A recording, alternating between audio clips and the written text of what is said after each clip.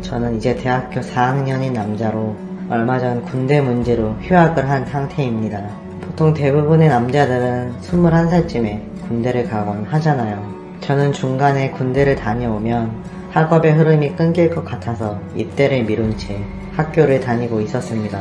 그런데 친구의 어머니 때문에 최근 이런 제 목표를 지키지 못하고 학업을 중단한 채 군입대를 해야 하나 고민이 됩니다. 이제부터 친구 어머님과 있었던 일에 대해 조심스럽게 이야기해보려 합니다. 저에게는 중학교 시절부터 친했던 친구가 하나 있습니다. 소위 말하는 베스트 프렌드입니다. 공부는 물론 남몰래 10대 때 하던 나쁜 짓들도 모두 그 친구와 함께 했다고 해도 과언이 아닙니다. 중학교 때 갑자기 아버지의 전근으로 이사를 하게 되었죠. 그래서 오랫동안 살던 고향을 떠나서 새로운 곳에 정착을 하게 되었습니다. 처음엔 모든 게 낯설고 힘들었어요. 한참 반항기 가득한 사춘기 때에 학교와 친구들이 모두 바뀌니 부모님들에게 알 수 없는 화도 가득 나 있는 상태였죠. 학교에 가자마자 사투리를 쓰는 저를 모든 아이들이 신기하게 바라봤어요. 물론 그 당시에 아이들은 아기가 있는 것이 아닌 단순한 호기심이었을 거라고 생각합니다. 쉬는 시간에 온통 제게 몰려와 부산 사는 사람 처음 봤다는 둥, 자기 소개할 때 사투리가 웃겼다는 둥, 자기들끼리 떠들기 시작했습니다.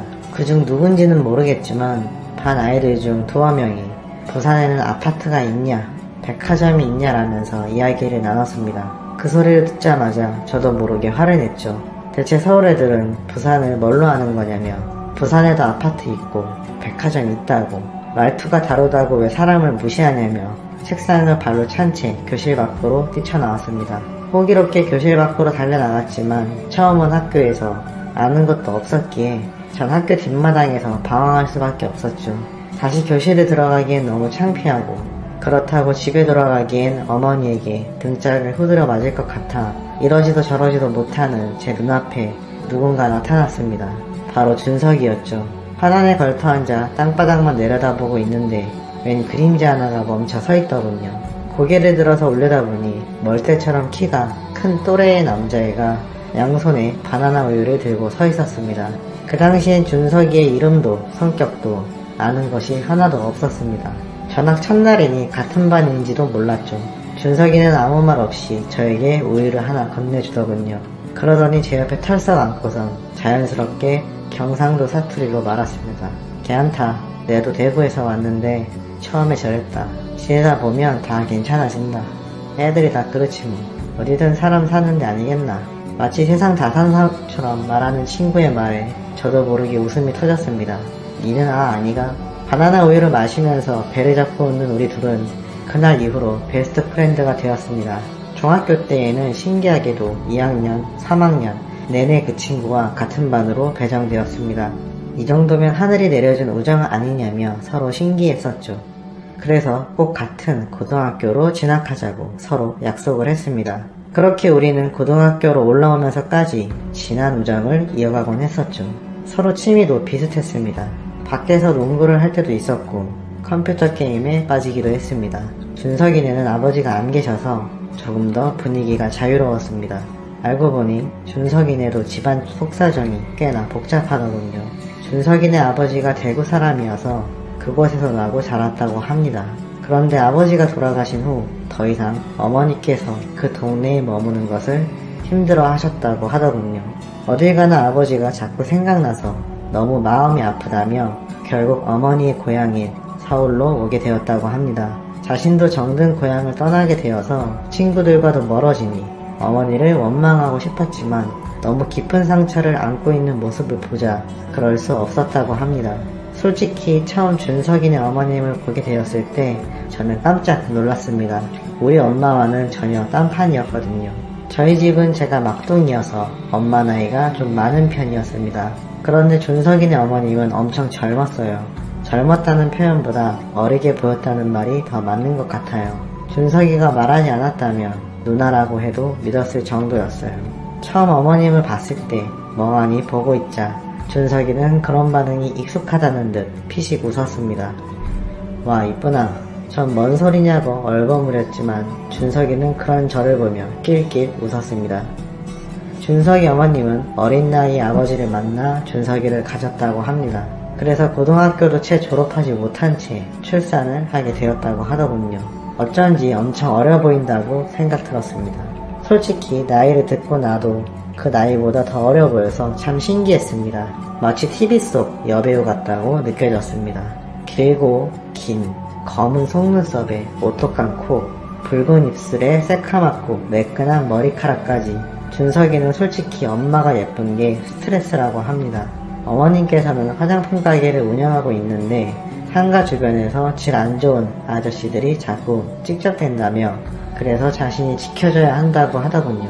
복덕방 할아버지부터 생선가게 아저씨, 정육점 아저씨, 쌀집 노총각까지 전부 사지도 않을 화장품을 구경한다고 매일같이 어머님네 가게를 들락날락 한다며 짜증을 냈습니다. 그 말을 듣자 괜시리 저도 짜증이 울컥 밀려오더군요. 그래서 저도 어머님을 지키는데 도와주겠다고 결심했습니다. 괜찮은 멋진 아저씨가 나타나기 전까지 어머니는 우리가 지키자고 했죠. 그래서 방과 후 별다른 일이 없으면 우린 어머님과의 근처에서 농구를 하거나 오락실에서 놀다가 어머님이 가게 문을 닫을 때 슬그머니 가서 도와드리곤 했습니다. 게다가 준석이네 어머님은 음식 솜씨도 엄청 좋았어요. 토속적인 음식을 잘한다기보다 우리 또래가 좋아할 만한 돈가스나 고로케 등을 잔뜩 만들어 주셨죠. 게다가 저는 집에서 햄버거를 만들 수 있다는 사실도 그때 처음 알게 되었습니다. 준석이네 집에서 주말에 들어 누워 오락기를 하거나 만화책을 보고 있으면 어느새 맛있는 냄새가 솔솔 풍겨왔습니다. 주방에 슬그머니 가보면 미국 영화 속에서 보는 것처럼 엄청 높은 햄버거가 만들어져 있었어요. 밖에서 사먹는 것과는 비교도 안 되는 맛이었습니다. 매일 이런 걸 먹고 사는 준석이가 너무 부러웠어요. 고등학교 2학년 때까지 준석이네에서 거의 살다시피 지냈다고 해도 과언이 아닙니다.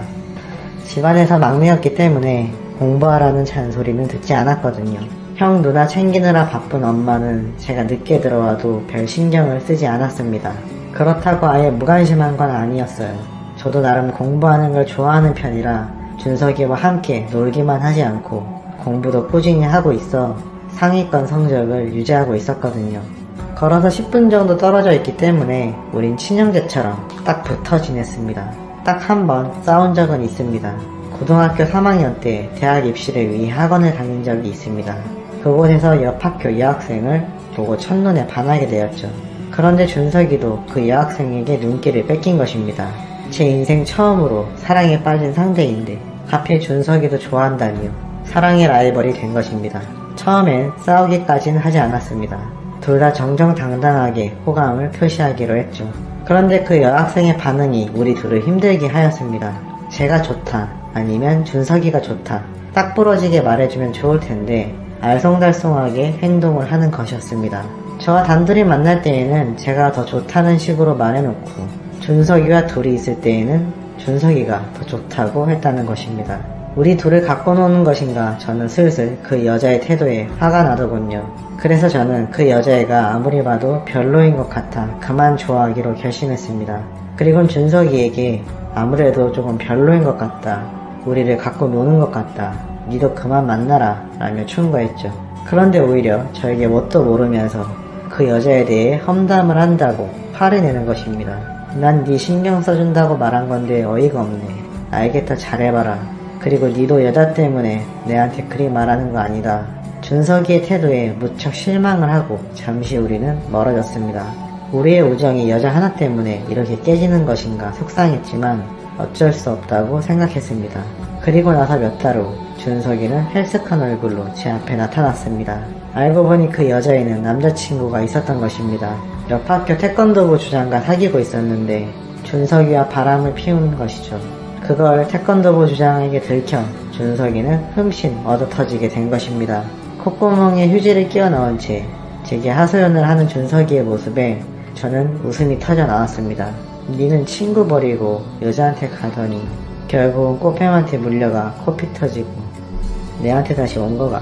끼끼대며 비웃는 저를 보더니 처음엔 준석이도 어이없이 하다가 자신도 이내 그런 모습이 웃긴지 같이 웃어버렸습니다.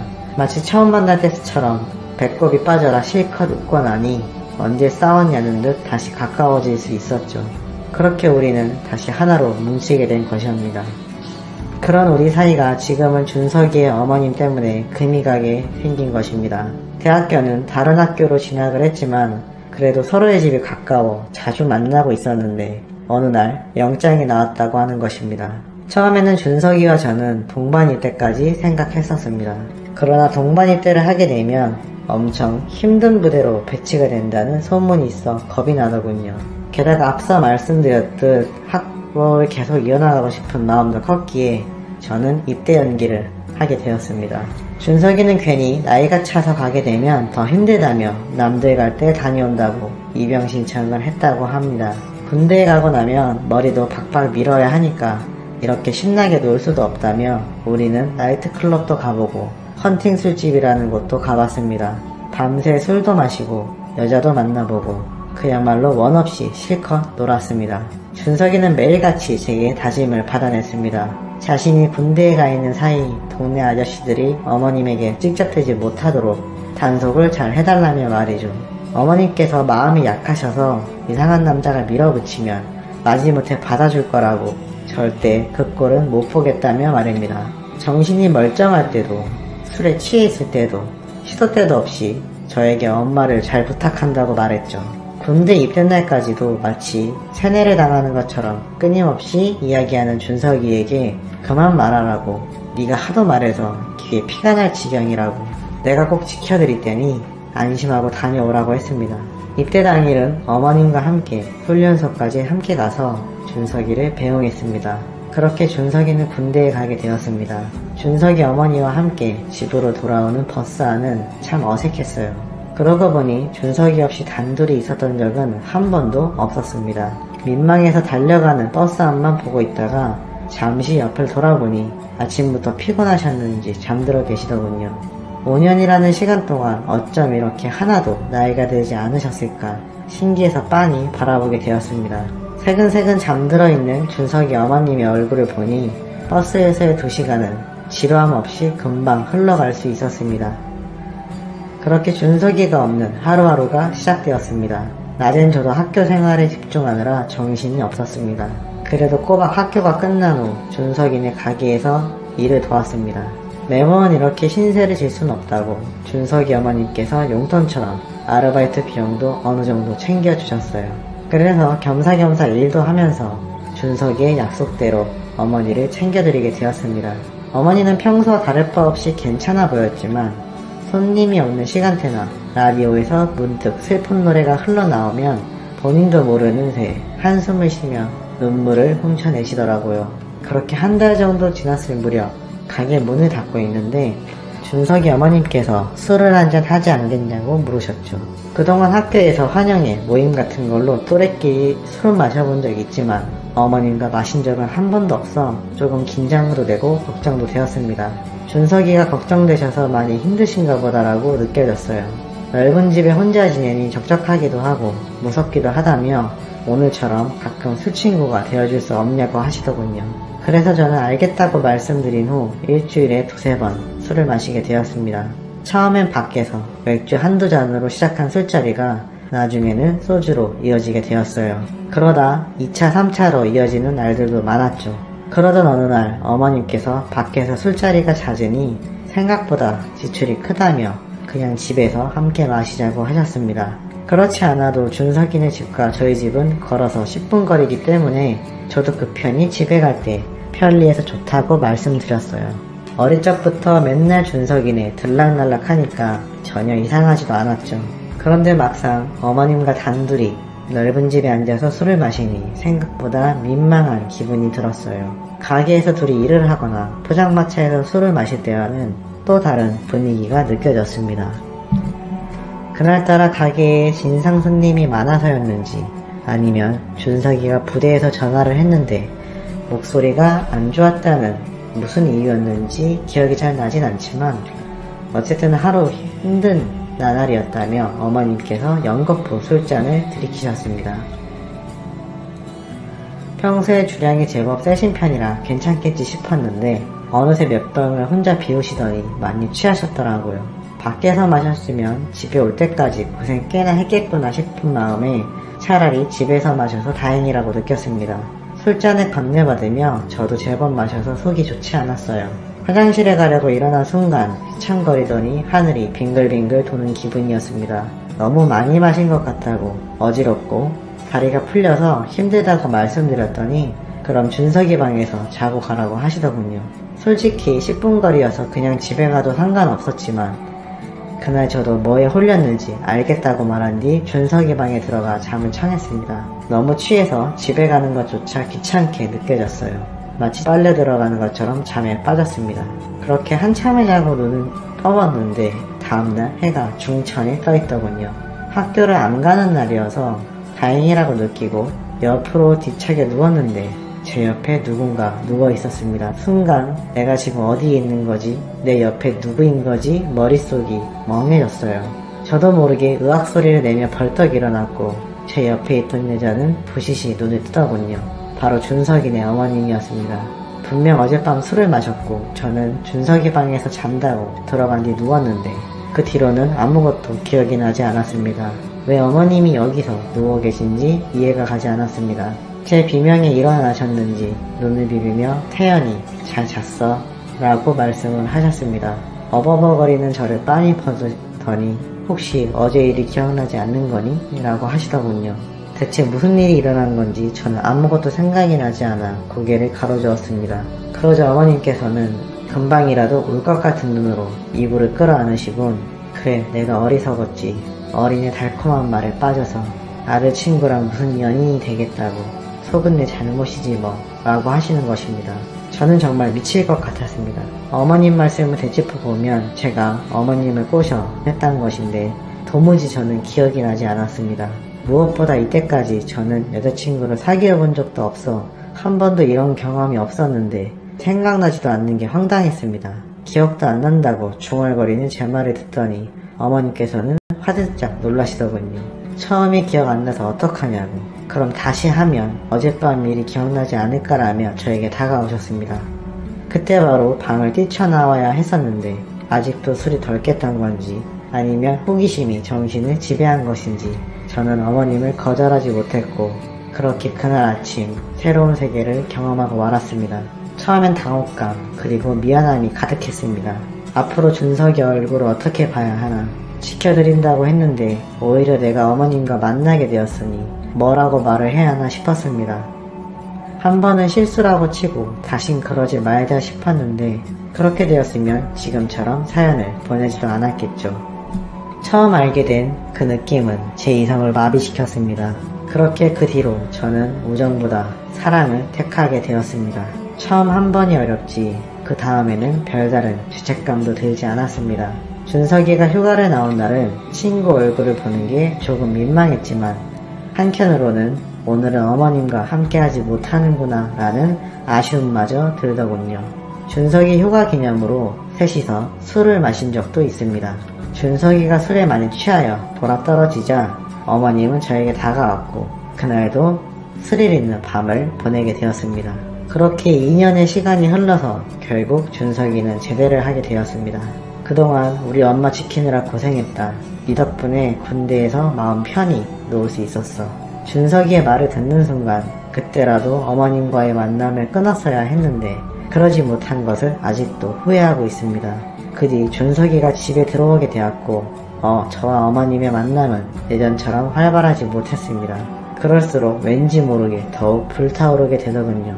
아슬아슬한 줄다리기를 하듯 준석이가 술에 취해 잠든 날마다 저는 어머님과 함께 했습니다. 그렇게 그날도 어머님과 시간을 보낸 뒤 누워있는데 갑자기 안방문이 열리고 말았습니다. 그 사이로 싸늘한 표정의 준석이가 서 있었죠. 네가 어떻게 그럴 수 있어. 저는 오해라고 내 말 좀 들어보라고 손을 휘저었지만 준석이는 이를 꽉 깨물고 저에게 나지막히 이야기했습니다. 지금 난 너를 어떻게 할지 모르니까 당장 내 눈앞에서 사라져. 저는 손에 신발을 들고 준석이네 집을 뛰쳐나왔습니다.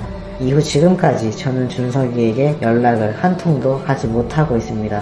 차마 화장품 가게 앞도 지나갈 수가 없더라고요. 어머님은 괜찮으신 건지 확인을 해보고 싶었지만 준석이의 그 표정이 도저히 잊혀지지 않아서 연락을 할 수조차 없었습니다. 언제까지고 이렇게 숨어서 지내기도 더 이상은 힘들어. 차라리 군대로 도망 아닌 도망을 가야 할까 싶은 생각마저 들고 있습니다. 그리고서 군대에서 2년 동안 진심을 담아 꾸준히 준석이에게 미안하다고 편지를 보내면 조금은 나아지지 않을까 하여 이렇게 사연을 보내봅니다.